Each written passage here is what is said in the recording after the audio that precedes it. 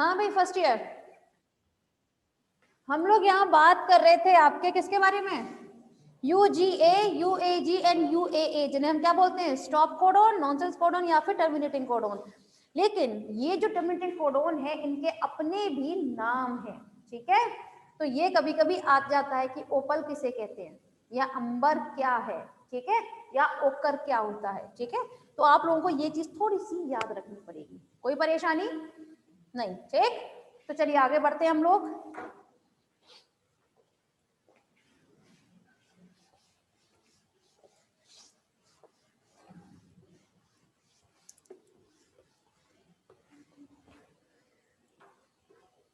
नया topic start कर लेते हैं।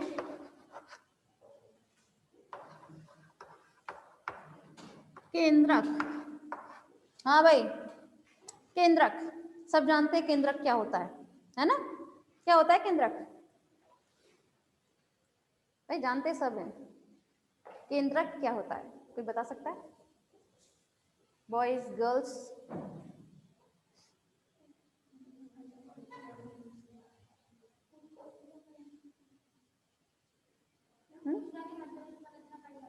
बिल्कुल सही बात है। कोशिका के मध्य में जो संरचना पाई जाती है जिसमें आपका क्या मौजूद रहता है, एक न्यूक्लिक एसिड्स पाए जाते हैं जिनमें, या फिर क्रोमेटिन नेट जिसमें पाया जाता है, ठीक है, उसे हम क्या बोलते हैं, केंद्रक बोला जाता है। केंद्रक के ऊपर एक आवरण रहता है जिसे हम बोलते हैं, क्या बोलते हैं भाई, एक बात बताइए, ये आपकी कोई सेल है, ठीक, कोशिका के अंदर ये मैंने ड्रॉ कर दिया है कोई भी न्यूक्लियस, केंद्रक, केंद्रक के ऊपर जो झिल्ली पाई जाती है उसे हम क्या बोलते हैं, केंद्रक झिल्ली, ठीक है, हिंदी में और इंग्लिश में बोलते हैं इसे हम न्यूक्लियर मेम्ब्रेन, ठीक है, कोई परेशानी नहीं है। चलिए क्लास तो बात कर लेते हैं।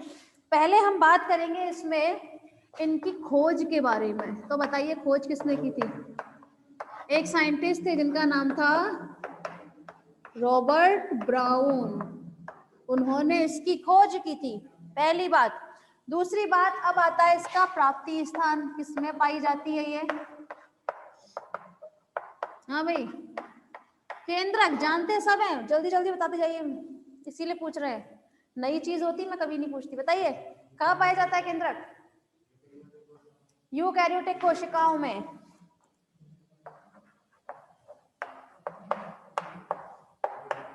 सुनाई नहीं दिया, यूकैरियोटिक कोशिकाओं में, ठीक है। चलिए मेरा सवाल फिर से आता है, क्या सभी यूकैरियोटिक कोशिकाओं में पाया जाता है, किसमें नहीं पाया जाता, एग्जैक्टली परिपक्व आरबीसी में नहीं मौजूद होती है, ठीक है ना। परिपक्व आरबीसी जो होंगी उसमें आपका क्या चीज, न्यूक्लियस जो है वो एब्सेंट होता है, ठीक है। दूसरी बात,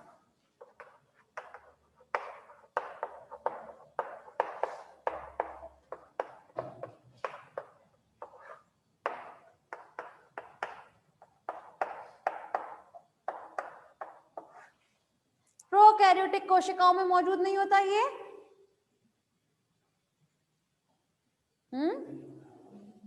अच्छा नहीं होता। मुझे कोई उदाहरण दे सकता है प्रोकैरियोटिक कोशिका का, कोई भी एक, किसने बोला ये बात, किसने बोला था बैक्टीरिया का नाम, तुमने बोला था, गुड, ये तो पहले क्लास ले चुका था इसीलिए इसका मैं माननी नहीं करूंगी, ठीक है, इसके बाद इसके लिए गुड, ठीक है। जब हम लोग क्लास बात करते हैं प्रोकैरियोटिक कोशिकाओं के बारे में तो आपके माइंड में जो एक प्रोकैरियोटिक कोशिका का डायग्राम बनना चाहिए वो होगा जीवाणु की कोशिका, बैक्टीरियल सेल, ठीक है। आप लोगों ने सबने पढ़ा है बॉटनी में जीवाणु संरचना सबने पढ़ी होगी, क्या आप लोग उसमें न्यूक्लियस नहीं बनाते थे, बताइए। पहली बात, चलिए आपके लिए ही एक सेकेंड, प्रोकैरियोटिक, ठीक है, प्रोकैरियोटिक कोशिकाओं को दो भागों में विभक्त कर देती हूँ शब्द को, तो मुझे देखने को मिलेगा प्रो, प्रो मतलब होता है प्रिमिटिव, प्रिमिटिव का मतलब होता है प्राथमिक, ठीक है। जहां जहां आप कैरी वर्ड देखेंगे इसका मतलब होता है केंद्रक, तो इसमें मतलब प्रोकैरियोटिक कोशिका में प्राथमिक प्रकार का क्या पाया जाता है, केंद्रक, लेकिन पाया जाता है, ठीक है, एब्सेंट नहीं होता है इसमें। जैसे हम कहते हैं आरबीसी में तो एब्सेंट होता है, इसमें प्राथमिक प्रकार का भी नहीं होता है, ठीक है। लेकिन प्रोकैरियोटिक कोशिकाओं में प्राथमिक प्रकार का केंद्रक मौजूद होता है, पहली बात। और प्रोकैरियोटिक कोशिका का जो केंद्रक है उसे हम लोग बोलते हैं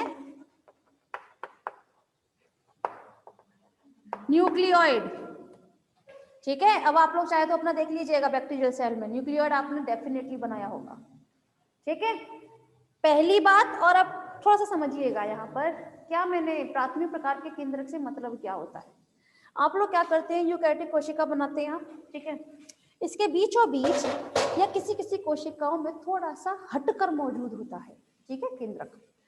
लेकिन ये बनाया है आपने कि केंद्रक है, उसके ऊपर एक झिल्ली बनाई है, एक वेल ऑर्गेनाइज्ड आपने एक सेल बना दिया है, ठीक है। एक सेल है जिसमें कैसा है आपका वेल ऑर्गेनाइज्ड, मतलब अच्छे से सुसंगठित प्रकार का केंद्रक मौजूद है, ठीक है। तो ऐसी कोशिका जिसमें सुसंगठित प्रकार का केंद्रक पाया जाता है वो होता है यूकैरियोटिक कोशिका, ठीक है। वहीं जब हम लोग क्लास बात करें आपकी प्रोकैरियोटिक कोशिका के बारे में, तो इसमें सुसंगठित प्रकार का केंद्रक मौजूद नहीं होता। इसमें वो किसी भी आकार का हो सकता है और उसके ऊपर आपकी न्यूक्लियर मेम्ब्रेन मतलब केंद्रक झिल्ली अनुपस्थित होती है, ठीक है। इसीलिए आप लोगों ने कभी भी जीवाणु कोशिका बनाई है ना डायग्राम, वहां पर आपने डेफिनेटली न्यूक्लियोइड लिखा होगा कहीं ना कहीं, क्योंकि न्यूक्लियोइड मौजूद होता है। न्यूक्लियोइड कुछ नहीं है, वो केंद्रक ही होता है, लेकिन वो प्राथमिक प्रकार का होता है, इसीलिए हम लोग उसको न्यूक्लियोइड के नाम से जानते हैं, ठीक है। कोई परेशानी नहीं। ये बात कभी मत कहना कि प्रोकैरियोटिक कोशिकाओं में केंद्रक अनुपस्थित होता है, कभी नहीं कहनी है हमें बात, ठीक है, क्योंकि नाम में ही छिपा हुआ है प्राथमिक प्रकार का केंद्रक पाया जाता है इसमें, ठीक है। तो छोटी छोटी बातें हैं, जरा ध्यान रखिएगा। ये तो बात हो गई आपकी प्राप्ति स्थान के बारे में, ठीक है, कि मतलब इसमें प्रोकैरियोटिक कोशिकाओं में और यूकैरियोटिक कोशिकाओं में दोनों में पाया जाता है, ठीक। नेक्स्ट है संख्या, नंबर, ठीक है। जब हम लोग क्लास बात करते हैं नंबर के बारे में, संख्या के बारे में, ठीक है, तो केंद्रकों की संख्या के आधार पर हम कोशिकाओं को जनरली 4 भागों में विभाजित कर देते हैं। कितने भागों में? 4 भागों में, ठीक है। इसमें पहला भाग है आपका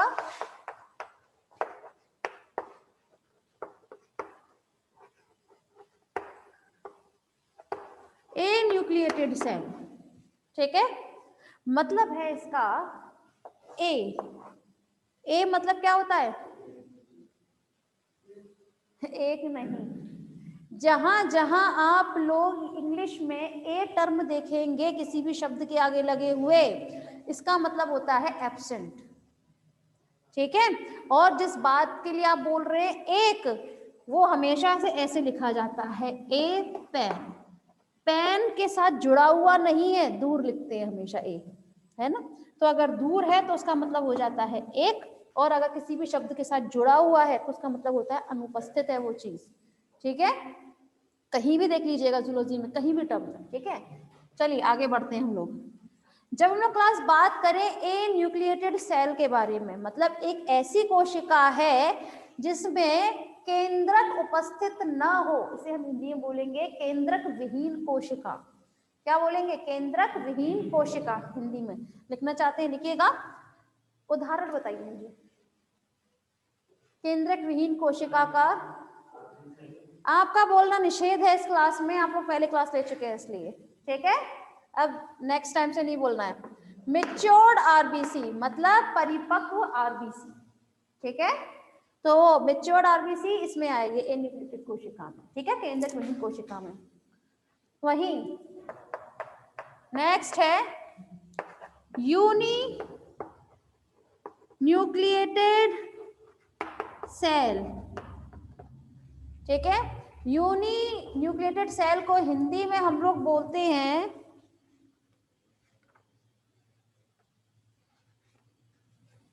एक सेकंड देखते हैं, एक केंद्रकीय कोशिका, ठीक है, क्या बोलेंगे, एक केंद्रकीय कोशिका। ठीक है, तो एक केंद्रकीय कोशिका का आप मुझे उदाहरण दे सकते हैं, बताइए।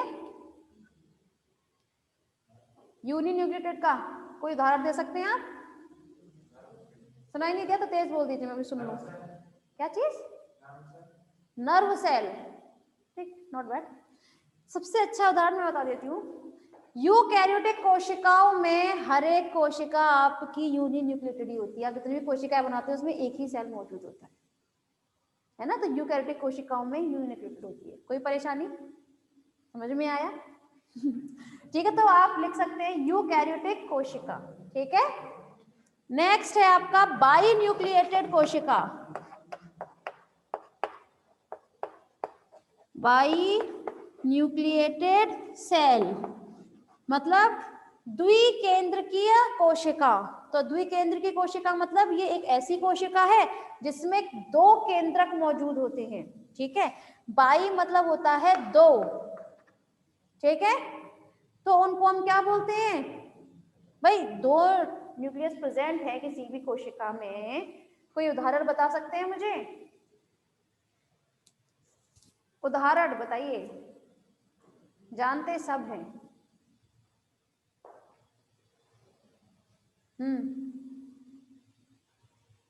देखिए क्लास, जब हम लोग बात करते हैं अगर बाई न्यूक्लिएटेड कोशिका के बारे में, इसमें एग्जाम्पल आता है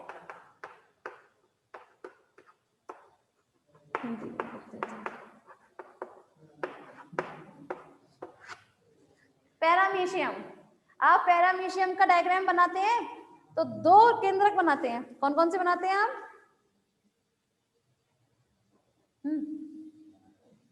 कौन कौन से बनाते हैं हम?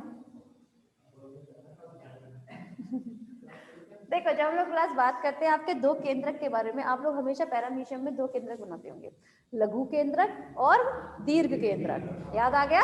होते तो दोनों ही केंद्रक है जो उसके प्रजनन में मदद करते हैं। ठीक है, तो दो केंद्रक किसमें मौजूद होते हैं? पैरामीशियम में। ठीक है, नेक्स्ट है फोर्थ नंबर का बहुकेंद्रकीय मतलब मल्टी न्यूक्लियर सेल। ठीक है, बहुकेंद्रकीय कोशिका। बताइए जरा इसका उदाहरण। देखिए, नाम में छुपा हुआ है। बहुकेंद्रकीय का मतलब ये एक ऐसी कोशिका होती है जिसमें क्या मौजूद होते हैं? एक से ज्यादा कोशिका, मतलब एक से ज्यादा केंद्रक मौजूद होते हैं। ठीक है, इसका उदाहरण तो खैर आप लोग जानेंगे नहीं, लेकिन जब हम क्लास बात करें अगर ऐसी कोशिका आपके जंतु कोशिका में मौजूद है, किसमें? जंतु कोशिका में, तो मतलब जंतु कोशिका कौन सी होगी? बहुत जो लोअर इन्वर्टिब्रेट होते हैं जनरली, उनमें देखने को मिलती है। ठीक है, तो उस कोशिका को हम लोग बोलते हैं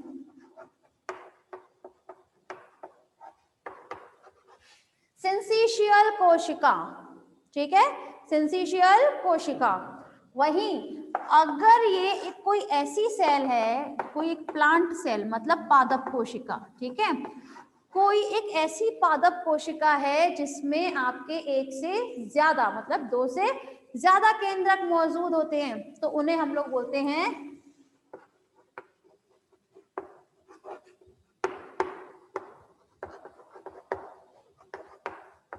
सिनोसाइटिक कोशिका। कोई परेशानी? इन्हें याद रखिएगा, सिनोसाइटिक और सिंसिशियल कोशिका को। ठीक है, पूछा जा सकता है बहुकेंद्रकीय के, हमें वो बताइए। कोई परेशानी नहीं? इसको याद रखना, सिंसिशियल एंड सिनोसाइटिक कोशिका। ठीक है, अब हम लोग क्लास बात करेंगे इसमें संरचना के बारे में।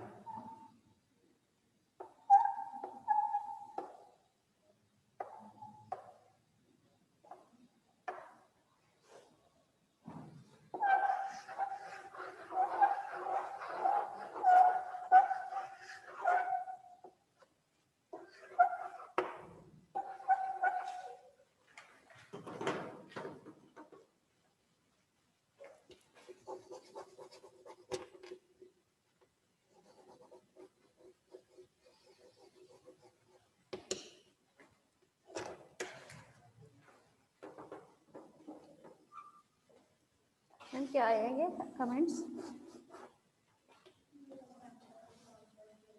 क्या?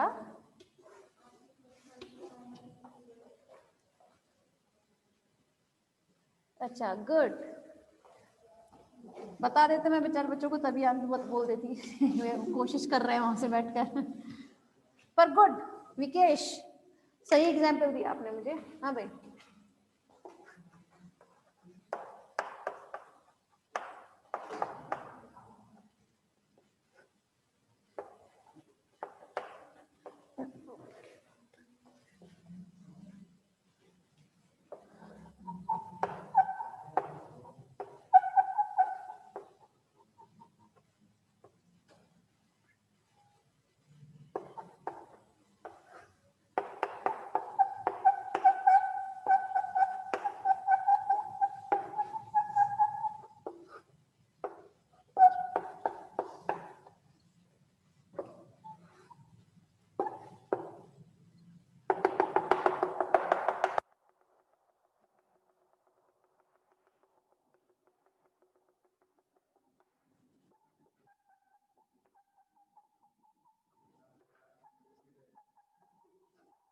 क्या हुआ?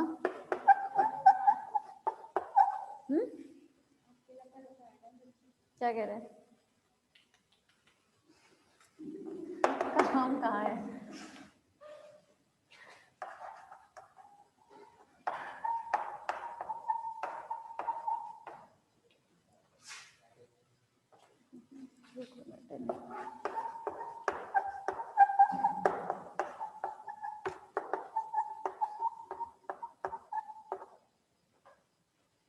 चलिए क्लास, होप सो आप लोगों ने बना लिया होगा डायग्राम। ठीक है, ड्रॉ कीजिए मैम, टाइम है। चलो ठीक है, इसका कर देते हैं फिर कर देते हैं।